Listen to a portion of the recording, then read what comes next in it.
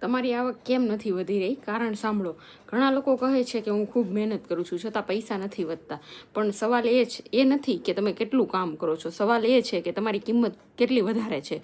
ઉદાહરણ તરીકે એક વ્યક્તિ રોજ કામ પૂરું કરીને 3 કલાકમાં મોબાઈલમાં રીલ્સ જોતો રહે છે, અને બીજી વ્યક્તિ હોય એ 3 કલાકમાં નવી સ્કિલ શીખે છે, AI શીખે છે, બિઝનેસ વિશે વાંચે છે, અથવા ઓનલાઈન કમાણીના નવા રસ્તા શોધે છે. 1 વર્ષ પછી પહેલી વ્યક્તિ ત્યાંની ત્યાં જ રહે છે, અને બીજી વ્યક્તિની આવક બમણી થઈ જાય છે. બીજું ઉદાહરણ એ છે કે જો તમે આજે પણ 5 વર્ષ જૂની રીતથી કામ કરો છો તો આજના માર્કેટમાં તમારી કિંમત કેવી રીતે વધશે? દુનિયા દરરોજ બદલાઈ રહી છે. જો તમે પણ બદલાશો નહીં તો તમારી આવક પણ નહીં બદલાય.